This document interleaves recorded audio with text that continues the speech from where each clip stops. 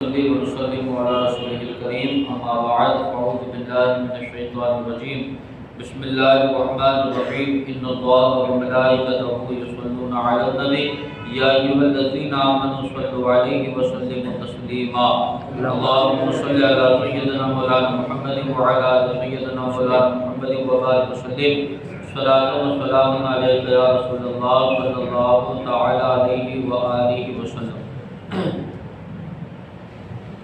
کل آپ حضرات نے حضرت ابو بکر صدیق اور حضرت عمر فاروق اعظم رضی اللہ تعالی عنہما کی شان میں گستاخی کرنے والے کا انجام سماعت فرمایا. اسی طرح حضرت امام مستغفری رحمۃ اللہ تعالی نے ایک مرد صالح سے نقل کیا ہے کہ کوفہ کا ایک شخص جو حضرت ابو بکر و عمر رضی اللہ تعالی عنہما کو برا بھلا کہا کرتا تھا. ہر چند ہم لوگوں نے اس کو منع کیا مگر وہ اپنی ضد پر اڑا رہا. تنگ آ کر ہم نے اس کو کہہ دیا کہ تم ہمارے قافلے سے الگ ہو کر سفر کرو.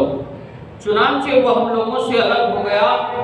جب ہم لوگ منزل مقصود پر پہنچ گئے اور کام پورا کر کے وطن کی طرف واپسی کا ارادہ کیا تو اس شخص کا غلام ہم لوگوں کو راستے میں ملا. جب ہم نے اس سے کہا کہ کیا تم اور تمہارا مولا ہمارے قافلے کے ساتھ وطن جانے کا ارادہ رکھتے ہو؟ یہ سن کر غلام نے کہا کہ میرے مولا کا حال تو بہت ہی برا ہے، یعنی میرے آقا کا حال تو بہت ہی برا ہے، ذرا آپ لوگ میرے ساتھ چل کر اس کا حال دیکھ لیجئے. غلام ہم لوگوں کو ساتھ لے کر ایک مکان میں پہنچ گیا. وہ شخص اداس ہو کر ہم لوگوں سے کہنے لگا کہ مجھ پر تو بہت بری افتاد پڑ گئی.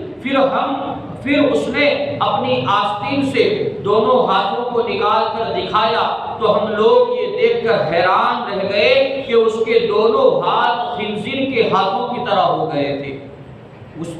اس مولا کے اس کے غلام کے آقا کے ہاتھ کیسے ہو گئے تھے؟ خنزیر کی طرح ہو گئے تھے. آخر ہم لوگوں نے اس پر ترس کھا کر اپنے قافلے میں شامل کر لیا.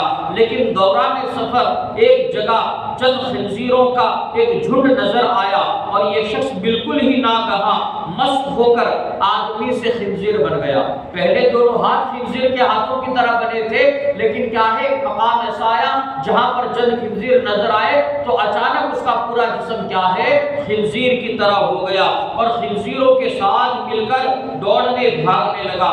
مجبوراً ہم لوگ اس کے غلام اور اس کے سامان کو اپنے ساتھ کوفہ لے آئے. پتہ کیا چلا کہ جو شیخین کی شان میں گستاخی کرتا ہے اللہ تبارک و تعالیٰ اس کی صورت کو بھی مسخ کر دیا کرتا ہے اور اس کے جسم کو بھی کیا ہے جانوروں کے جسم کی طرح بنا دیا کرتا ہے. ایک اور واقعہ عبرت کے لیے سماعت فرمائیے. اسی طرح حضرت امام مستغفری رحمۃ اللہ تعالی علیہ ایک بزرگ سے ناقل ہے کہ میں نے ملک شام میں ایک ایسے امام کے پیچھے نماز ادا کی جس نے نماز کے بعد حضرت ابو بکر و عمر رضی اللہ تعالی عنہما کے حق میں بد دعا کی. نماز کے بعد حضرت ابو بکر و عمر کی شان میں کیا ہے اس نے خلاف بد دعا کی. جب دوسرے سال میں نے اسی مسجد میں نماز پڑھی تو نماز کے بعد امام نے حضرت ابو بکر و عمر رضی اللہ تعالی عنہما کے حق میں بہترین دعا مانگی. میں نے مصلیوں سے پوچھا، نمازیوں سے پوچھا کہ تمہارا پرانا امام کہاں گیا؟ تو لوگوں نے کہا آپ ہمارے ساتھ چل کر اس کا حال دیکھ لیجئے. میں جب ان لوگوں کے ساتھ ایک مکان میں پہنچا تو میں نے یہ دیکھ کر حیرت میں پڑ گیا کہ ایک کتا بیٹھا ہوا تھا. اس مکان پہ جب میں پہنچا تو میں نے کیا دیکھا کہ کتا بیٹھا ہوا تھا اور اس کی دونوں آنکھوں سے آنسو جاری ہے. میں نے اس سے کہا کہ تم وہی امام ہو جو حضرت شیخ یعنی حضرت ابو بکر و عمر رضی اللہ تعالی عنہما کے لیے بد دعا کیا کرتے تھے؟ تو اس نے سر ہلا کر جواب دیا ہاں. پتہ کیا چلا کہ جو شیخین کی شان میں گستاخی کرتا ہے اللہ کبھی اسے بندر بنا دیا کرتا ہے، کبھی خنزیر بنا دیا کرتا ہے، اور کبھی اللہ چاہے تو اسے کیا ہے کتا بھی بنا دیا کرتا ہے۔